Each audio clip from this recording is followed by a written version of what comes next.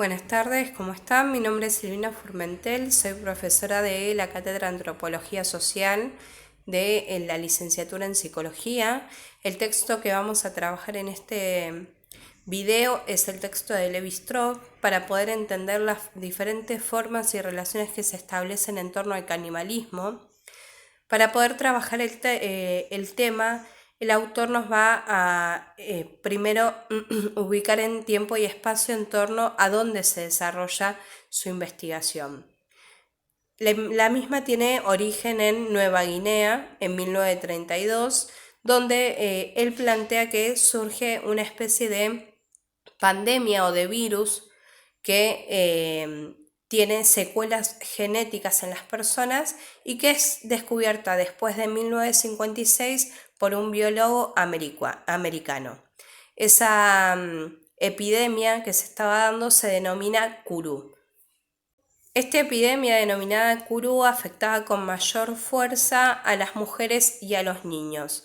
¿Qué generaba esto? Que las relaciones sociales se vean afectadas dentro de este sector geográfico, ya que predominaban los hombres como jefes de familias y al mismo tiempo lo que sucedía es que se repartía una mujer cada 4 hombres por el miedo al contagio de esta enfermedad. Al mismo tiempo, esto provocaba que por primera vez en la historia, para ese momento, las mujeres puedan elegir quién era su cónyuge. Dentro de este contexto de epidemia, un grupo de etnólogos empiezan a estudiar a la comunidad de Nueva Guinea y se dan cuenta que las diferentes relaciones que se establecían entre los miembros de la familia daban cuenta de prácticas de canibalismo. ¿Por qué se utilizaba el canibalismo? Porque era la forma de demostrarle a sus familiares muertos por la epidemia el afecto que tenían hacia ellos. Dentro de la práctica de canibalismo, este tipo de canibalismo que se daba con el Kuru tenía un nombre que era endocanibalismo, que es el canibalismo que se realiza hacia personas queridas, ¿sí? O a personas con las que tengo un vínculo de afecto determinado. Otra cosa totalmente diferente es el exocanibalismo, que lo que plantea es la ingesta de carne de aquel que considero mi enemigo. Estos etnólogos que estudiaban el canibalismo que se estaba dando dentro de esta sociedad daban cuenta que el canibalismo tenía ciertas características. Era político porque establecía cierto tipo de relaciones sociales y determinaba a los hombres en torno a las relaciones sociales que se establecían, y el tipo de canibalismo también tenía que ver con eso. Tenía que ver con un ritual, en este caso tenía que ver con un ritual de tipo afectivo, y al mismo tiempo era una práctica alimentaria, ¿sí? Dentro del etnocentrismo, el canibalismo no puede utilizarse como una categoría, no se la puede identificar como tal. Sin embargo, queda subscripta a los ojos de quien la determina, ¿sí? Cada sociedad determina como tal la existencia del canibalismo en las mismas. ¿Qué quiero decir con esto? Con que cada sociedad, de acuerdo a cómo lo observe, determinará qué categoría le da al canibalismo. Como por ejemplo en el budismo, cualquier consumo de carne es visto como un alimento caníbal, no importa su procedencia. Entonces, cada tipo de sociedad, cada cultura, cada creencia va a determinar, de acuerdo a los aspectos que la conforman, cómo considere el canibalismo para ellos.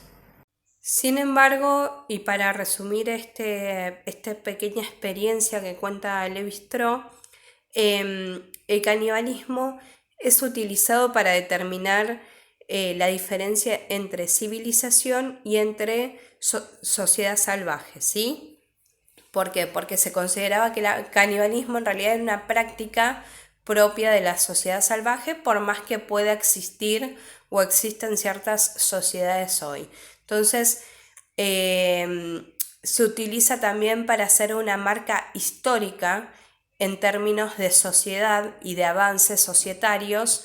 El canibalismo como método alimentario, ¿sí? Más allá de las cuestiones que tengan que ver con rituales o que tengan que ver con aspectos políticos de organización social de cada espacio donde se desarrolle, determina un avance y una diferenciación entre lo que es la sociedad salvaje y lo que es la sociedad civilizada.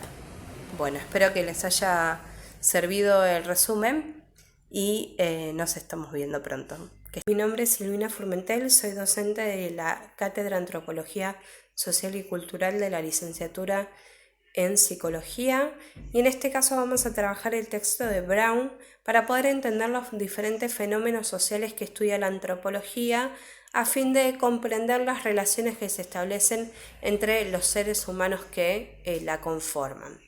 ¿Qué es lo que nos va a plantear Brown? Es que el primer elemento que vamos a utilizar a la hora de investigar los diferentes fenómenos que se desarrollan en torno a los seres humanos es la observación. La observación nos va a revelar cómo están conectados y entrelazados los seres humanos y la red existencial que existe en torno a los mismos. O sea, cuáles son los fenómenos sociales, culturales, económicos que los atraviesan y que conforman la red de vínculos que se nos presenta a la hora de poder observar.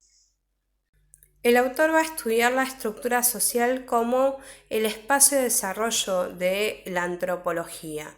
Es el espacio de estudio de esta ciencia para poder entender cómo se mueven y cómo se relacionan los hombres. ¿Qué quiere decir esto? Que hay un espacio y un contexto social determinado en el cual las personas o los seres humanos se relacionan. Para que exista una estructura social deben existir dos personas o más y conformar una amplia red de relaciones, que es el fenómeno que se va a encargar de estudiar la antropología. Dentro de esta estructura social, de lo que se va a encargar Brown es de estudiar la estructura social entendiendo que los sujetos que la conforman se conforman tanto como sujetos personas como individuos, ¿sí? Sujetos personas por un lado, sujeto individuo por el otro, y que se van a determinar así de acuerdo a los roles que establezcan dentro de esa estructura social y la clase social a la que pertenezcan, que le dan un lugar designado y determinado dentro de esa estructura social. Dentro de esta diferenciación personas e individuo, como individuo los sujetos van a ser fuente de estudio fisiológico y psicológico, y como personas van a ser una fuente de estudio de la compleja red de relaciones sociales que establecen. ¿Qué sujeto va a tomar la antropología? El sujeto persona. Y este sujeto persona va a tener relaciones que se establezcan, que conformen la estructura social a la que pertenezcan y que al mismo tiempo den cuenta del comportamiento social que necesita para poder sobrevivir y sostenerse dentro de esa estructura social. Por lo cual, Brown nos va a plantear que el objeto de la antropología dentro de la estructura social es poder estudiar las relaciones mutuas y los grupos que se establecen dentro de una estructura social determinada. Bueno, espero que el resumen del texto les haya servido. Es un texto pequeño en cuanto a cantidad de páginas, así que bueno, fue un pequeño video para poder aclarar algunas cuestiones características y determinantes del mismo.